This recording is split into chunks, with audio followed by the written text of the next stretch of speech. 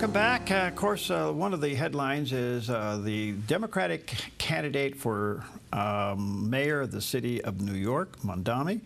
And the question is New York ready to have a full-blown socialist become mayor? Well, a lot of questions about that. I am really honored to have with us today Mary Grabar is a resident fellow at the Alexander Hamilton Institute for Studies of Western Civilization and the founder of a Dissent Professor Education Project. She taught at the college level for 20 years and recently at Emory University. And her work has been published by The Federalist, Town Hall, Front Page Magazine, City Journal, American Greatness, and Academic Questions. She is the author of several books, including the latest one, Debunking FDR, The Man and the Myths. And there's a picture of that book. Mary does have a website, Mary Grabar, Grabar.com, and there's the picture of the landing page. Mary, thank you for your time. How are you today? I'm fine. Thank you for having me. Yeah, good to see you. A lot going on here. Well, Mamdani, what do you think? Well, it's time to sort of bring back the Subversives Act or something, the McCarran Act of 1950. I mean, this guy, has openly called for the abolition of private property and for the government to seize the means of production. So, I mean, this is straight out of the Communist Manifesto. I don't know how much more obvious you can get than that. Was it a fluke election? Because I understand it was only 13% turnout. Yeah, and I think it's, what do they call it, the stacked voting or something, where, people can vote for more than one candidate. The exact term is escaping me. But, that favors the people on the left. So Sarah Palin lost her race for, I think, she was running for Congress from Alaska. Mm-hmm. And so it's a rigged system in that way. But then, of course, he had someone else in city government who was also promoting him. So when he lost in third place, I believe. So he had the combined votes. So it is a bit rigged. I guess the big question is he electable? Well, it looks like it by the polls. I mean, President Trump is out there trying to promote Cuomo. And, as someone who lived through the COVID pandemic up here in upstate New York, I remember the days when he forced nursing homes to accept the senior citizens with COVID and was responsible, in my opinion, for tens of thousands of deaths, but it's hard to tell. I mean, the momentum seems to be with Mamdani, as far as I can tell. How significant was Senator Elizabeth Warren's endorsement? Well, I think, I think it's kind of funny, but, with her base, I'm sure it's, it helps because other Democrats have been distancing themselves. They see Mamdani rightfully as too extreme. And, the American people as a whole will not go for someone who espouses these communist principles. And they are communist. And, we can sugarcoat it with democratic socialists of America and say, this is, that they're more for, democracy and so forth. But it really is a communism. All right, before I leave the candidacy, I just one other question. Right now, it's Mamdani and you got Adams and Cuomo. Do they have a chance? That I don't know. I mean, I certainly hope so. My personal preference would be Adams. I mean, he's had some corruption, but he didn't kill people as I think Cuomo did. I hold him responsible because he made that decision. Mm-hmm. So, I'm not a pollster, but, from what I'm reading, Mamdani still has a good chance. All right. So when a person like Mamdani can get an endorsement from a sitting U.S. Senator Elizabeth Warren, this is a clear indication that the Democratic Party is shifting even further left. They lack somebody with a middle or common sense. And when you have Elizabeth Warren endorsing him, you kind of wonder who's next, and is this the spirit of the Democratic Party now? Yeah, I mean, I think it is. I mean, this is, as Bernie Sanders said, the Democrats are trying, or the Democratic Socialists are trying to fulfill the agenda of Franklin Roosevelt. I mean, finish the work that he could not finish, in going into 4 terms.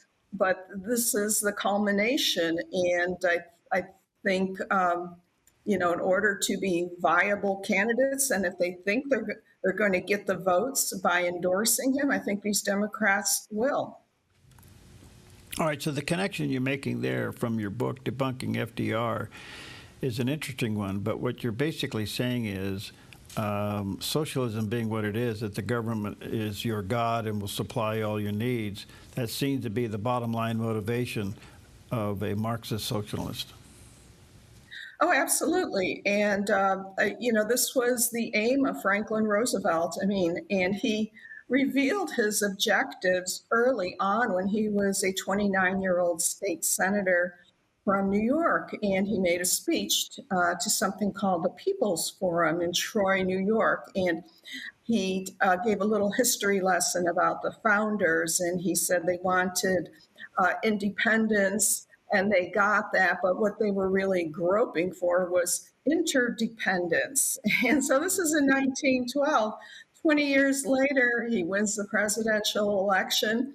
In his, acceptance speech, he talks about interdependence. In his inaugural address, his first inaugural address, he talks about interdependence. So he's switching things around. He's doing a little sleight of hand, with word choice and meaning, but nonetheless, he is laying out this vision of a country where the people in government make all the decisions and rule. And of course, that's what we got with the New Deal, a huge government bureaucracy that President Trump has been trying to dismantle, but it's so deeply embedded. It's a mammoth undertaking.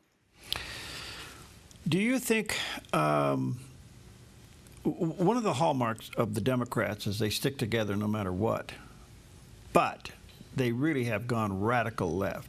Is it splitting? It could be, but who is standing up for the old guard?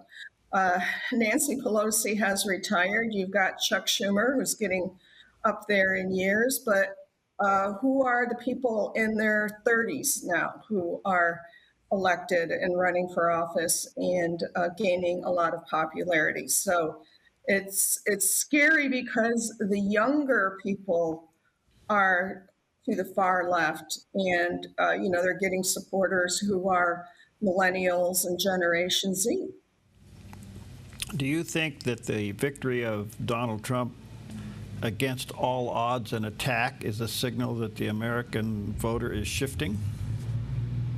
I think the country as a whole is, but we've got these blue pockets. I mean, New York State is so deep blue, that he made a dent, but I don't know if we will ever, get a Republican governor. We've got this crazy Attorney General, Letitia James, who is this radical promoter of race conspiracies and does not uphold the rule of law, subverts it.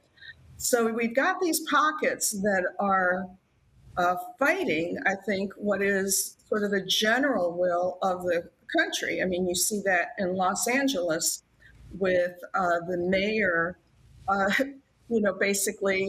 Karen Bass supporting protesters against ICE, against, federal law enforcement. So you've got these radicals in these blue areas that are going to be presenting a problem. What will New York do kind of a hypothetical in a way, or rhetorical. What will New York do if Mamdani becomes mayor and most of the businesses dry up or leave? Well, I don't know what New York will do. I mean, I think, if we get a Democrat president, I mean, there might be an appeal for federal funds. Living up here in upstate New York and having grown up in upstate New York, I know that whenever New York City gets into trouble, that people in upstate New York, the farmers, the factory workers, the real workers are asked to bail them out. And so we may have another crisis like the bankruptcy. I think it was in the 1970s. And I don't know. Of course, we had Rudy Giuliani come in and, right the ship.